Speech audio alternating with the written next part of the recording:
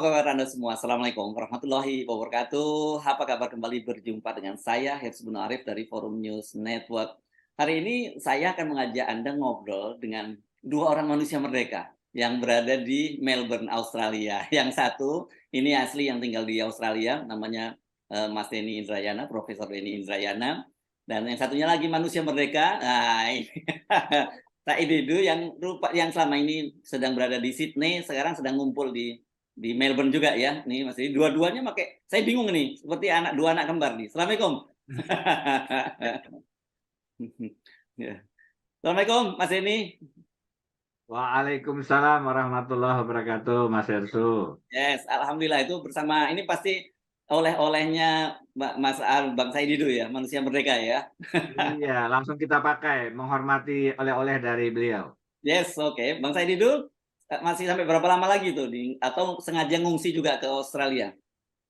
Saya sengaja datang menemui Prof. Denny karena Prof. Denny melempar strategi seseorang untuk memperpanjang jabatan, dan saya meluangkan waktu harus ketemu untuk kita bahas sebenarnya apa yang terjadi. Iya, iya, iya. Menarik karena Anda dalam perbincangan dengan saya beberapa waktu yang lalu kan menyebut ada 10 warisan dari Pak Jokowi kalau nanti ke Pak Jokowi lengser jadi presiden gitu. Sementara Prof. Denny menyebutnya ada 10 strategi Pak Jokowi. Nah, jadi yang kita khawatir adalah 10 strategi itu berhasil dan kemudian 10 warisan itu dilanjutkan lagi gitu oleh Pak Jokowi. Oke, kita mulai dari siapa? Mas Saidi dulu deh. Kemarin saya udah ngomong sama Prof. Denny Indrayana ya. Ya, jadi ini 10 commandment. 10, kalau dulu Nabi Musa mendapat 10 firman Tuhan untuk menghadapi Fir'aun. Saya nggak tahu kenapa angkanya kebetulan sama nih. Dari Pak Prof. Denny 10, saya 10. Nah, saya ingin mengawali dulu, apa sih sebenarnya kira-kira keinginan Jokowi untuk memperpanjang kekuasaan lewat dia sendiri atau lewat orang lain yang ditunjuk. Nah, kalau Prof. Denny kan menjelaskan 10 itu ada beberapa, 1-2 langkah adalah ingin dia sendiri langsung. Selebihnya kan adalah orang lain tapi dia juga. Kira-kira itu saya kesimpulannya. Saya menyatakan seorang pemimpin itu kalau ingin melanjutkan kekuasaannya itu ada 5 kemungkinan. Pertama, ada kesalahan besar yang perlu ditutupi sehingga habis, tidak lagi terungkap. Yang kedua, ingin menyelamatkan diri atau keluarga dan keluarga. Yang ketiga adalah ingin tetap menikmati sebagai penguasa walaupun sudah di luar kekuasaan. Yang keempat adalah ingin mewariskan kekuasaan kepada keluarganya atau teman-temannya. Dan yang kelima, yang terakhir adalah dia sudah tahu bahwa rakyat sudah tidak menyukai sehingga perlu melakukan rekayasa. Karena rakyat mayoritas menguasai, maka dia tidak perlu melakukan rekayasa seperti yang dikemukakan Prof. Denny. Yaitu pikiran. Bisa saja 5-5-nya ada. Bisa saja 5-5-nya ada. Tapi alasannya adalah 5 kemungkinan itu, tapi bisa 5-5-nya ada. Silakan publik menilai kira-kira apa yang terjadi. Tidak mungkin seseorang ingin memperpanjang kekuasaan kalau tidak ada 5 unsur itu. Oke? Nah, saya ini 10 warisan Prof. Denny yang kita harus semua bangsa Indonesia menyadari bahwa kita akan menerima warisan dari rezim Jokowi. Warisan itu pertama adalah utang yang meroket, itu datanya sangat lengkap. Yang kedua adalah berkuasanya oligarki terhadap seluruh tingkat kepemimpinan jenis kekuasaan yang ada di Indonesia. Itu yang kedua. Yang ketiga adalah korupsi, kolusi, dan nepotisme. Itu sangat nyata. Nah, yang keempat adalah infrastruktur yang mangkrak. Ini sudah ketahuan. Berbagai infrastruktur mangkrak. Nanti kita detail kalau ada waktu. Yang kelima adalah hancurnya kohesivitas sosial. Hancurnya kohesivitas sosial yang saya menyatakan bahwa ini terjadi upaya-upaya memojokkan mayoritas untuk kenikmatan oligarki. Itu yang terjadi, sehingga seakan-akan ada politik identitas, padahal bukan politik identitas, adalah memojokkan mayoritas untuk kepentingan oligarki. Itu yang berikutnya. Berikutnya adalah bahwa ketidakadilan. Itu kita tahu persis. Beberapa teman kita langsung masuk penjara karena ketidakadilan, termasuk di ekonomi ketidakadilan. Yang ketujuh, kemiskinan. Ini juga apalagi Jawa Tengah, itulah puncak kemiskinan terjadi. Yang kedelapan adalah terjadinya ketimpangan sosial dan ekonomi. Itu banyak sekali ketimpangan yang terjadi.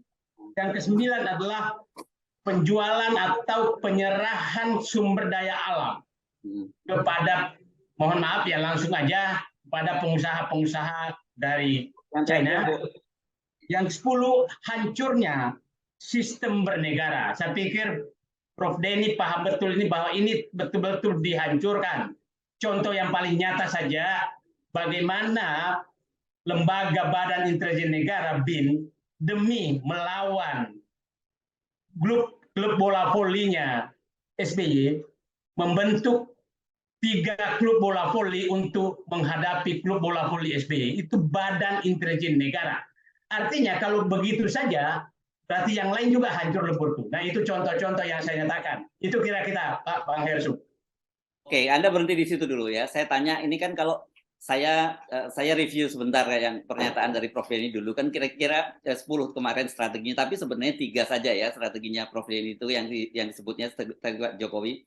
1, itu menyingkirkan Anies Baswedan, mendukung Ganjar Pranowo, dan kemudian mendukung Pak Prabowo. Tapi pengamatan Prof. Denny kira-kira dalam situasi sekarang sudah berubah belum tuh petanya Prof. Denny? Karena sampai sekarang ini kelihatannya ngambang, apalagi kemarin ada pertemuan antara Pak Erlangga Hartarto dengan Pak SBY. Gitu, orang menduga-duga, oh ini petanya sudah mulai berubah. Kelihatannya Pak Jokowi mau coba husnul khotimah ini, melepas semuanya sehingga bisa berlaga dengan mereka, termasuk Anies Baswedan, mungkin tidak akan disingkirkan sekarang gitu. Gimana itu Prof. Denny bacaannya?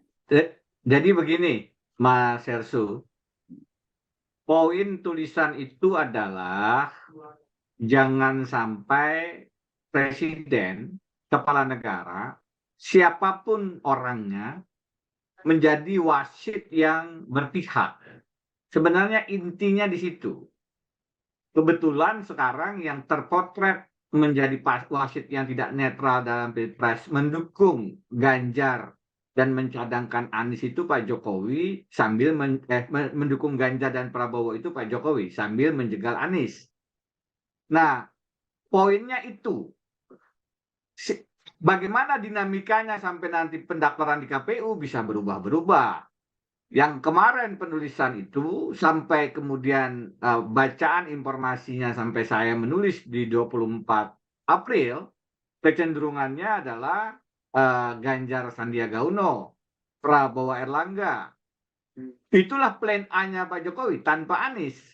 Ada pengamat politik yang mengatakan Anies mesti dimasukkan untuk menjadi faktor yang memungkinkan jangan sampai Prabowo menang. Oh tidak, dalam bacaan saya Pak Jokowi tidak ingin terjadi semacam Pilgub Jakarta, di mana Anies dari nomor 3, kemudian masuk final nomor 2, dan akhirnya finish di nomor 1. Jadi cenderung opsi A-nya adalah hanya Ganjar dan Prabowo tanpa Anies. Kalau Anies tidak bisa dicegah, maka Anies menjadi masuk gelanggang dengan wapres yang kalau bisa juga orang beliau juga. Jadi poinnya adalah ada upaya dari kekuatan kekuasaan untuk mengatur siapa yang nanti dipilih rakyat. Ini yang didukung, itu yang diupayakan masuk. Ini yang tidak didukung sebisa mungkin dieliminasi seawal mungkin melalui kasus, melalui direbut Partai Demokratnya dan berbagai skenario yang lain. Kalau ditanyakan kepada saya, apakah pasangannya berubah atau tidak, memang tergantung dinamika politik. Tapi poin yang jangan miss adalah, yang ingin saya sampaikan adalah, hey, berhentilah menjadi wasit yang tidak netral, karena itu merusak prinsip dasar konstitusi pemilu yang free and fair.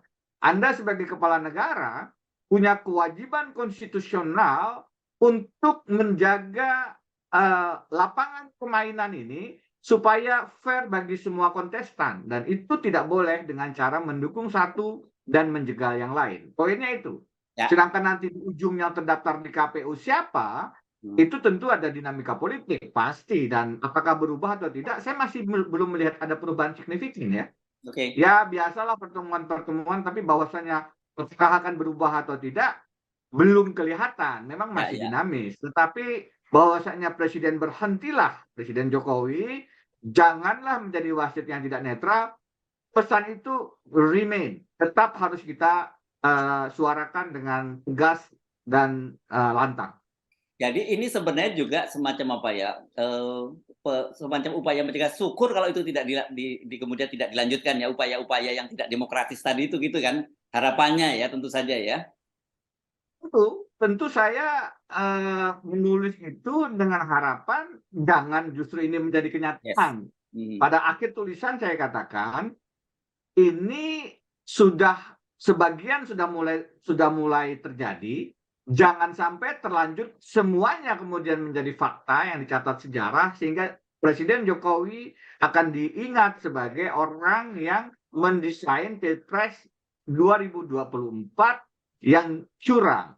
Itu tidak baik. Justru kita ingin membantu beliau agar meninggalkan legacy, agar hands off, yang sudah terlanjur ya sudah, tapi selanjutnya tolong diperbaiki, beri ruang yang sama kepada pasangan-pasangan calon presiden, biar ini sebagaimana konstitusi adalah presiden pilihan rakyat, bukan presiden pilihan Jokowi.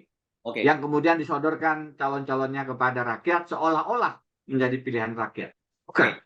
Jadi konstitusi dengan tegas mengatakan ini presiden pilihan uang, presiden pilihan Jokowi, bukan presiden, saya ulangi, presiden pilihan rakyat, bukan presiden pilihan Jokowi, apalagi presiden pilihan uang. Yes, oke. Nah, pertanyaan saya, apakah Anda mengikuti dinamika terbaru di Indonesia? Ada satu tulisan yang ditulis oleh Mayor Jenderal Kunto Aris Wibowo. Ini Pangdam Siliwangi dan putra Pak mantan Wakil Presiden Pak Trisutrisno dan Panglima TNI. Dan kalau saya kira-kira bisa sarikan, intinya adalah dia prihatin melihat kehidupan politik Indonesia dan dia mengkhawatirkan kalau kemungkinan menjadi lebih offset, dan beliau juga menyatakan begini yang menurut saya menarik. Bagusnya ini semua itu berlangsung dengan fair ya, semua diberi kesempatan untuk maju, tidak ada yang curang. Dan kalau curang itu kata dia itu mesti ada terapi. Itu bahasa saya kira maksudnya dicegah lah maksudnya gitu, dan ditebaknya itu dalam koridor hukum. Karena itu dia kemudian memikirkan mungkin apakah tidak sebaiknya kalau dalam situasi seperti saat ini polisi TNI itu kemudian dimajukan lagi selangkah hal atau seperti itulah kira-kira bahasanya. Dan ini kan cocok untuk dengan analisis Anda sebagai ahli hukum tata negara ya berkaitan dengan peran TNI itu. Kami sempat diskusi tentang tulisan beliau. Ya. Yang menarik juga adalah putra Bapak Trisutrisno, sekarang Pangdam Siliwangi. Juga ada informasi rekan-rekan muda Golkar juga melakukan aksi di istana untuk meminta agar presiden tidak turut cawe-cawe dalam pemilihan presiden. Menurut saya kontrol publik semacam ini harus makin kita gulirkan. Niat saya adalah seperti itu, menjaga Pilpres 2024 betul-betul sebagaimana amanat konstitusi, jujur dan adil. Itu niatnya. Dan salah satu yang harus dijadikan dikur karena melakukan justru di depan adalah Presiden Jokowi sayangnya gitu. Dan saya sudah dalam berbagai kesempatan melihat memang ada policy, kebijakan, tindakan presiden yang bergeser, bahkan melanggar konstitusi. Berbagai macam hal. Tapi biar kita fokus pada pemilihan presiden saja. Ini yang kemarin saya fokuskan dalam tulisan bagaimana Jokowi mendukung Ganjar, mencadangkan Prabowo, dan menolak Anies. Poinnya memang hentikan, dan kalau itu disuarakan juga oleh rekan-rekan dari TNI, tentu semangat spiritnya sama. Agar Indonesia tidak kemudian terjebak seolah-olah pemilu yang curang itu hal yang biasa, tidak bisa menang kalau tidak curang. Jangan begitu. Pemilih yang kita lawan dalam setiap pemilu sekarang agar tetap jujur dan adil adalah dua. Politik uang dan politik curang. Dua-duanya harus kita tiadakan, harus kita pastikan tidak muncul dalam pemilihan umum 2024. Karena itu kita rebut lagi dolat rakyat, kita rebut lagi demokrasi, kita lawan dolat duit, duitokrasi, oligarki, dan semua kroni-kroni yang ingin mempertahankan kenikmatan-kenikmatan kekuasaannya. Siapa yang menjadi pemimpin, mari kita lihat rekam jejaknya. Kita lihat yang memang bisa menghadirkan kesejahteraan, melawan korupsi, dan tentu saja tidak menang dengan cara-cara curang. Yes, oke. Meskipun nanti ini orang ketika bicara TNI yang berbicara, orang tuh biasanya langsung tanduknya berdiri gitu kan. Karena selama ini kan TNI kan sudah back to basic gitu. Tapi saya kira mungkin ini kalau kita lihatnya mungkin dari sisi yang positif gitu ya. Karena dia tentu saja kan kalau lihat narasinya kan dia hanya mengingatkan bahwa ini ada aturan mainnya negara ini. Kita mesti pemilu berlangsung secara jujur dan adil, dan kemudian ketika itu tidak ada ya saya kira sebagai ini panggilan nilai kejuangan dari TNI saja yang kemudian mereka berpikir khawatir kalau bangsa ini justru terpecah belah dengan situasi semacam ini. Kira-kira gitu ya, Prof. Jadi kita memahaminya sampai di sini ya. Ya, tentu saja semua elemen bangsa punya hak untuk menyuarakan agar pemilu itu jujur dan adil. Kalau sekarang kemudian disuarakan oleh seorang jenderal TNI, tentu akan ada semacam ini TNI sedang berpolitik atau tidak. Suaranya kan suara kebangsaan itu. Suaranya kan suara konstitusi. Sebagaimana amanat konstitusi, jagalah pemilu yang jujur dan adil. Saya pikir itu suara yang bisa dilakukan oleh setiap orang. Dan bahwasannya itu kemudian dimuat salah satu harian nasional, menurut saya itu penting untuk menegaskan tidak hanya kami, tidak hanya kita, tapi bahkan elemen tentara pun ikut concern, ikut punya kekhawatiran. Karena memang sudah terlihat agak mengkhawatirkan dan keterlaluan sebenarnya. Karena coba bayangkan, saya kemarin menyampaikan juga, Bung Hersu, bagaimana bisa ada bagian dari lingkaran istana, kepala staf kepresidenan itu diduga melakukan upaya merampok partai yang resmi dengan berbagai cara, dan sekarang peninjauan kembali, dan presidennya diam saja. Itu telanjang di depan mata begitu. Ada perampokan yang dilakukan oleh anak buahnya, dan presiden tidak melakukan langkah-langkah penyelamatan demokrasi, bukan penyelamatan partai demokratnya, penyelamatan demokrasi. Ada apa? Karena itu kalau ini dibiarkan, memang saya Pak Said Didu, kita menyuarakan ini dengan lantang begitu, dengan resikonya cinta pada Indonesia dan tidak ingin sikap yang seperti ini dibiarkan tanpa kontrol.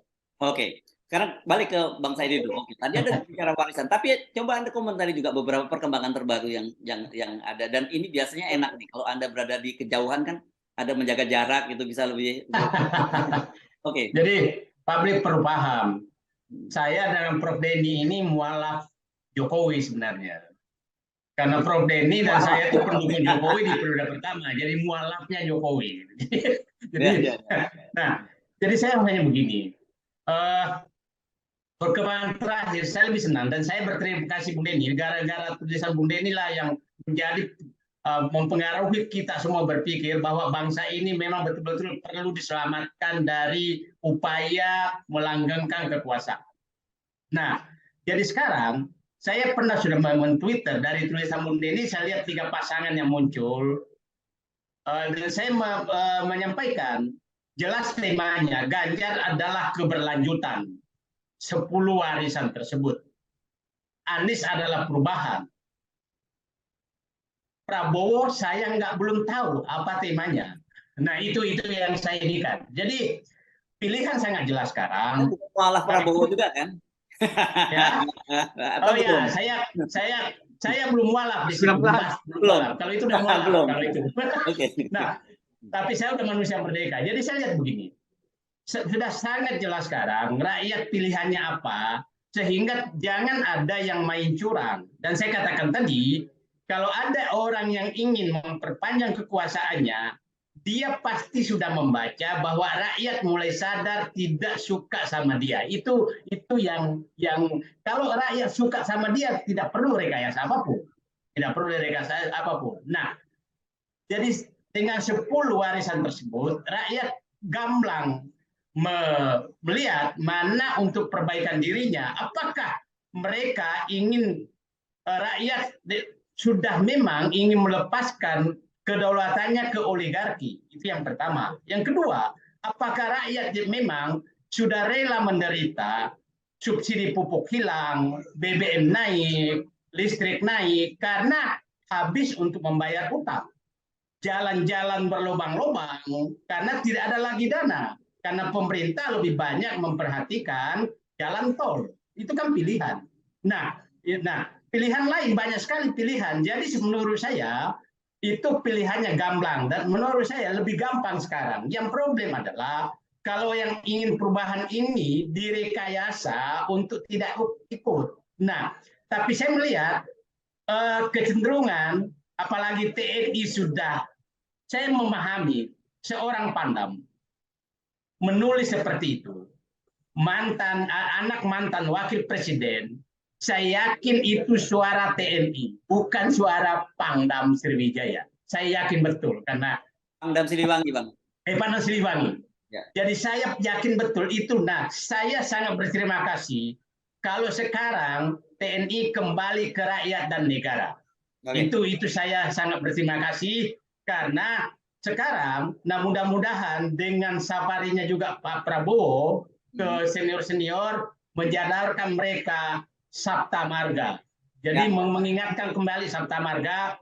Saya berharap seluruh TNI sekarang, teman-teman TNI membaca ulang Sabta Marga dengan baret masing-masing dan menghormati Sabta Marga. Itu salah satu cara menyelamatkan negeri ini. Nah, kami semua ini hanya tukang sekarang saya menyatakan ini mari kita dari tempat jauh menembakkan kembang api dari mercusuar sebagai sinar untuk rakyat melihat bahwa masih ada masa depan kalau mereka memilih dengan cara terbaik dan memilih pemimpin yang bisa membelokkan arah, mohon maaf saya katakan membelokkan arah bangsa ini menuju jurang.